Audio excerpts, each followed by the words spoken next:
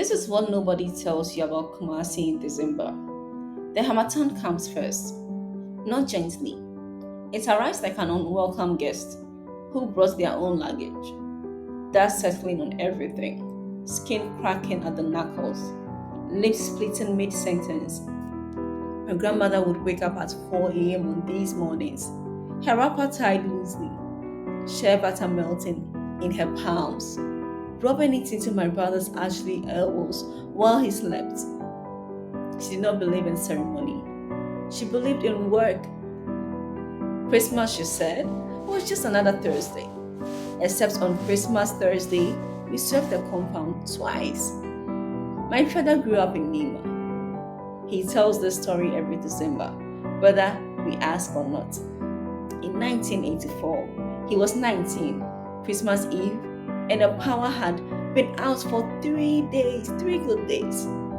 His mother, my grandmother, sent him to Makola Market with 50 cedars and instructions to buy rice, oil, tomatoes, and if anything was left, granules for the children. He came back with a live chicken instead. Mommy, he said, the woman gave me a good price. My grandmother did not speak to him until Boxing Day, but he ate the chicken. And years later, when I asked him why he did that, he said, because grandmother deserved something she didn't ask for. In Tamale, Christmas means something different. My mother's family, the Gomba, not that it matters except that it does. They don't make jollof for Christmas. They make tuozafi. And if you've never held a bowl of tuozafi in your hands on a December morning, steam rising, banana soup clinging to the sides, you haven't understood what it means to eat memory. My mother tried to make it once in her Accra kitchen. She failed.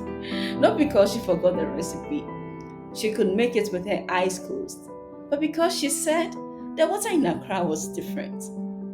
I was 12. I didn't understand. Now I do. Some food only tastes right when you are home. Here's what I remember about Christmas in Ghana. The man who sold bread in our neighborhood, Mr. Tete, short, wiry, always in the same brown shirt, who peeled his cart past our house every morning at 6:30 a.m., calling, tea bread, butter bread, sugar bread, in a voice that could wake the dead. Every Christmas morning for 15 years, he arrived at 5 a.m. instead. Not because he was early, because he wanted to be the first person to say Afishiapa to every house on the street before anyone else could. My father said it was a business strategy. My mother said it was kindness. I think it was both. In 2003, Mr. Tete didn't come. We found out later his son had drowned in the Densu River on Christmas Eve. 3 months later, the bread cart was back, 5 a.m., same brown shirt. My father met him at the gate this time. They didn't speak. My father bought 10 loaves. We were a family of 5. Let me tell you something about Ghanaian Christmas that nobody puts in poems. They are expensive. In the 90s, my mother saved for 8 months to buy 1 bottle of Bristol granules from Kingsway store. 1 bottle. We used it only on Christmas Day. And my uncle, my father's youngest brother, who never quite figured out how to keep a job, would arrive unannounced on December 24th with nothing but apologies and a duffel bag, and my mother would feed him anyway. Every year, the same argument. This is the last time. My father would say, it's Christmas. My mother would reply, that was the end of the discussion. Because in Ghana, Christmas is not about who deserves what.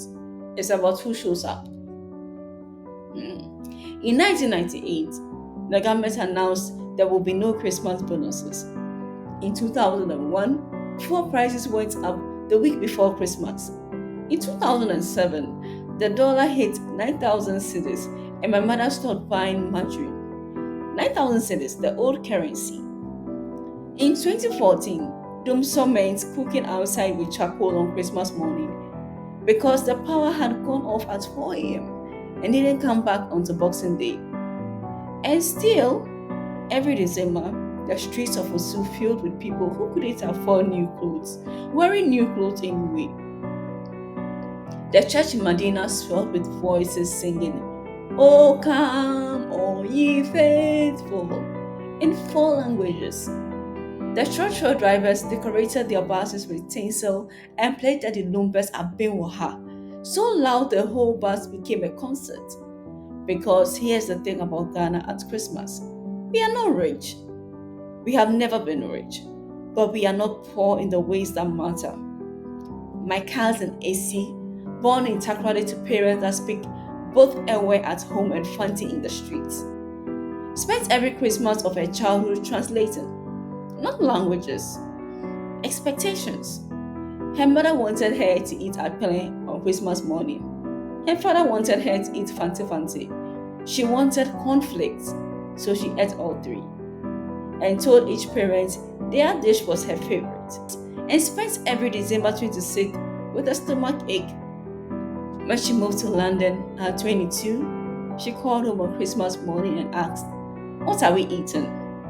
Not, "What are you eating?" We, because even from Brixton, she was still sitting at that table in Takoradi, negotiating between Akpale and Fanti Fanti, holding three different versions of home in her mouth at once.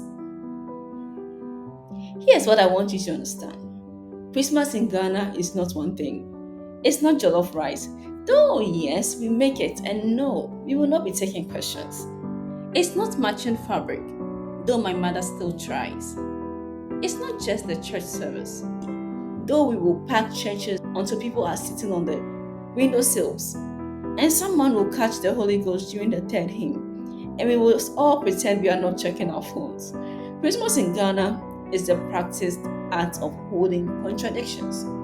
We are modern and ancient, urban and rural, living and staying, breaking and whole. My grandmother died in December, not on Christmas, 2 days before. In the house in Kumasi where she'd rubbed shea butter into my brother's skin, where she taught me to sweep a compound properly, where she told my father work was prayer and prayer was showing up. We buried her 3 weeks later.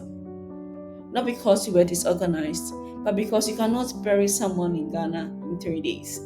You must wait for the family in Kumasi, and the family in Accra, and the family in Takoradi, and the uncle in Abidjan, and the cousin in New Jersey who needs time to buy a ticket.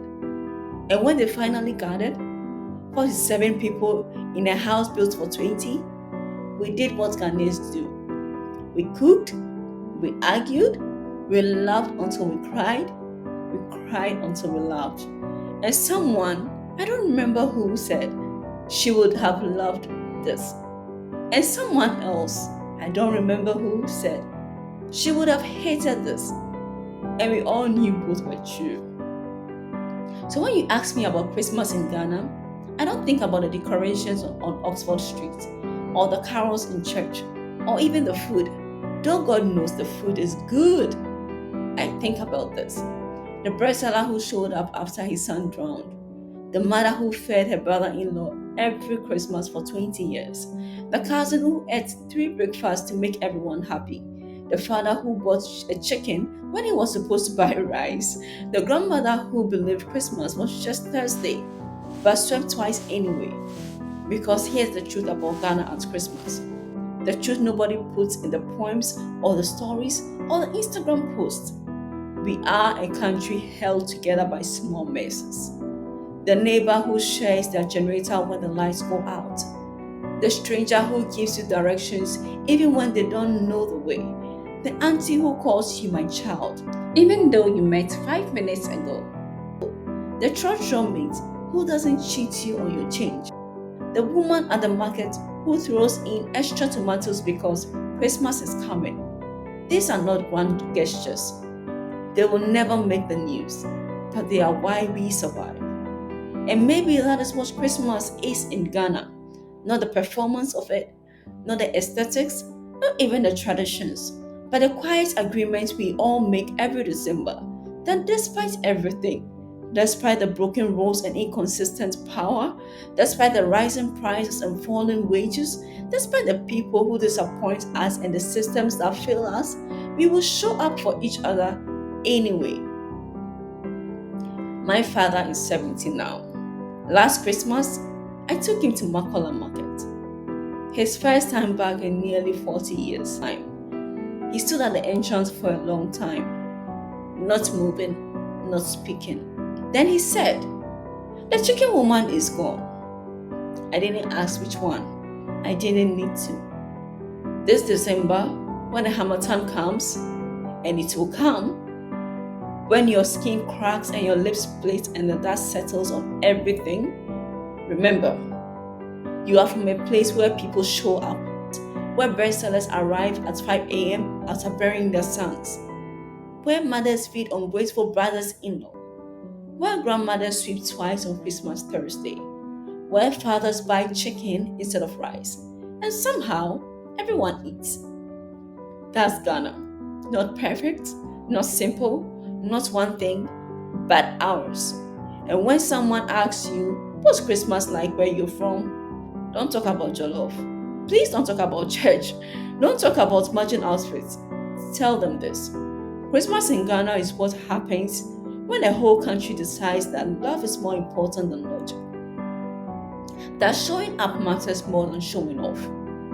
And that sometimes the greatest gift you can give someone is to let them eat at your table, even when they didn't bring anything. Tell them that. And if they don't understand, well, that's fine. Some things are meant to be lived, not explained. This is Ghana at Christmas, not the Ghana you perform for the camera, the Ghana you carry in your chest, the one that breaks your heart and fixes it in the same breath. That one.